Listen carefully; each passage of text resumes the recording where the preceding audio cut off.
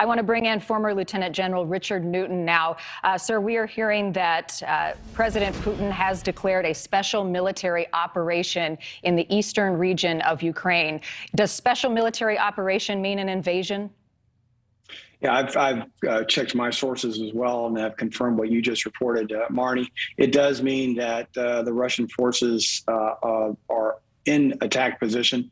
As I mentioned earlier in the show, they've moved from their administrative to their tactical assembly areas now into attack position. Would not surprise me that they begin to roll. It's just, and by the way, it is absolutely no coincidence that the UN Security Council is meeting an emergency session at this very moment, that Putin would also announce to the Russian people that he's in position, or has put Russian forces in the position to essentially protect their homeland and so forth. But again, he's laying out his cards and he's going to play them. And I believe it's going to be, again, very soon, if not already, the attack is beginning. But I don't have any confirmation of that. But again, all positions are in place to make that happen. And we are sharing with folks at home a live picture of Kyiv right now in Ukraine. It is about 5 o'clock in the morning. The streets are quiet. The skies are clear at this point. General, I want to get back to a question I've asked you a few times, but with this seeming so imminent tonight, what is the worst case scenario with a Russian invasion of Ukraine, given its capabilities? The worst case scenario is, again, on your map, it has forces, Russian forces in Belarus to the north. We have the bulk of the 190,000 forces are to the east and approaching the Donbass area. Then to the south, there's maritime forces in Croatia and also forming the Black Sea. That said, again, the worst case scenario is that he will launch simultaneously those forces, but also as a preamble to that, or in parallel to that, a very significant electronic warfare attack to shut down the eyes and ears of the Ukrainian government, to again cut off President Zelensky from his cabinet as well as his military leadership. And then he'll also conduct a cyber attack to go after those same eyes and ears, but in a more deliberate and a more deepening way, to really cut off the capability for Ukrainian leadership to effectively command and control its forces in the field. Followed by that, you'll see what I believe will be an extensive air campaign, air attack with Russian fighter bombers and attack aircraft, followed by, again, ballistic missiles that are in place now, and then rockets. And then you'll see, again, worst case scenario is a mechanized forces will move in from Belarus. That's where the vast majority of the tanks and so forth. And by the way, those forces in Belarus are very, very honed and on edge right now, because they've come off a 10 or 11-day exercise, which puts them into a perfect position with momentum to come down to Kyiv. The capital is about 360, 370 miles away to the south. All the while, you'll see forces from the east come in as well. And then under daylight circumstances, most likely you could see paratroops dropping into key nodes, and certainly the capital. And another indication will be that the special operations forces that are in and around the capital, but in other areas of Ukraine will, in my terminology, will come live now. They've been there under covert conditions, but they will come live. And those special operations forces are highly capable, highly trained. Those will be the forces that will be responsible for, again, taking certain key citizens within Ukraine, within the government, or also in the civilian sector. And they're on the kill list and or on the again the concentration camp list. It's a very bad picture that I'm painting here, but unfortunately, hope is not a strategy here. What is a strategy is what Putin has demonstrated and has assembled is a mighty force to do just that. I want to go back for just a second, though. Ambassador Kelly earlier in the show made a very good point, and that is, it's one thing to invade Ukraine; it's another thing to hold the ground, because Ukrainian people are among the hardiest people in the world. And so, again, you can't get in the mind of Putin and try to understand what he's thinking.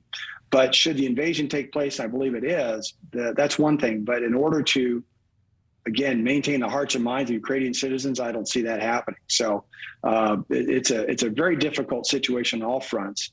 But again, for tonight, Putin holds all the cards. Well, and you paint a very a grim picture, but one that is the reality at this hour in the early morning hours in Ukraine, given the fact that you have to hope and believe that Ukraine was prepared for all scenarios. How do they respond to this? In fact, if communications are down at this point, what is the strategy to defend itself?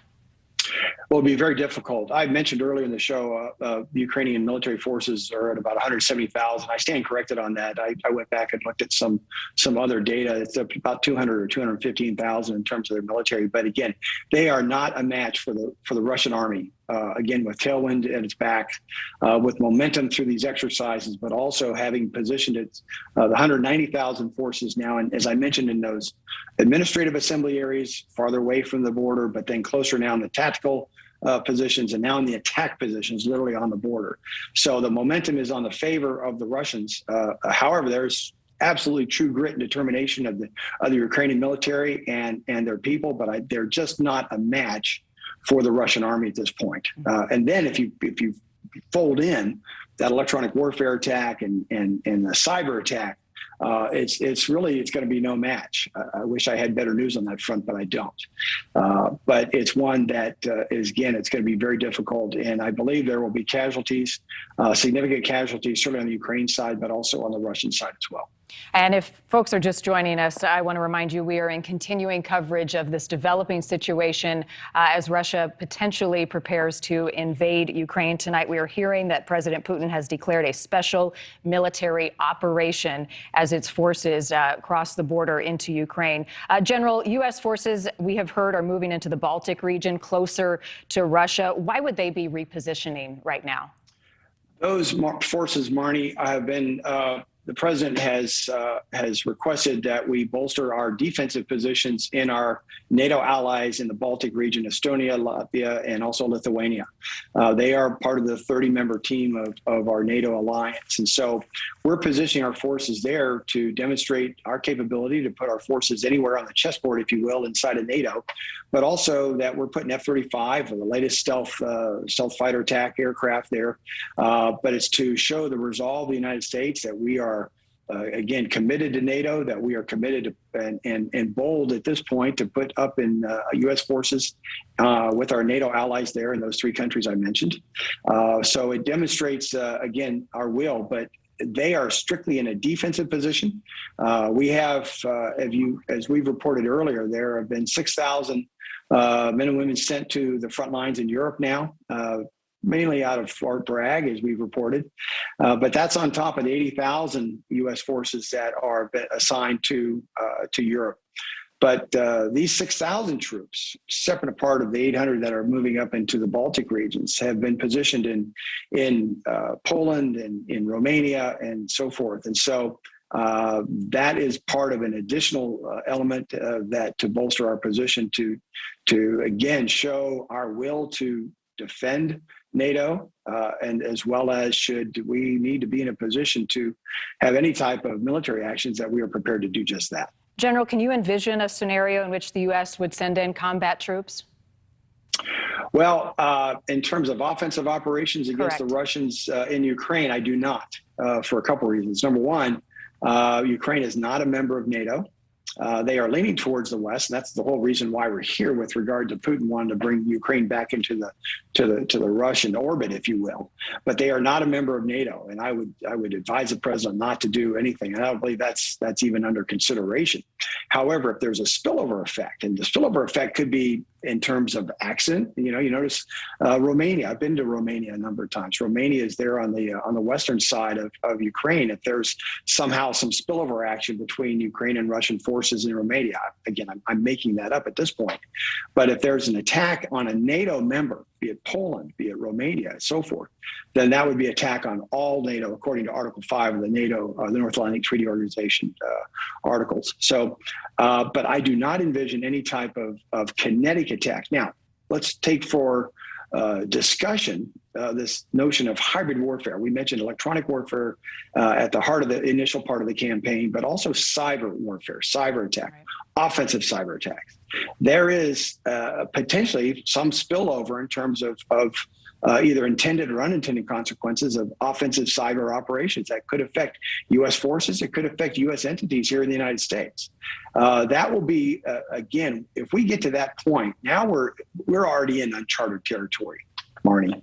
But that would be significantly uncharted territory, whereby you have a non-kinetic scenario affecting, the United States people or our forces, and that could compel us into action, either counter it with our offensive cyber operations or other operations should get to that point. But it's an uncharted territory. Welcome to Cold War II.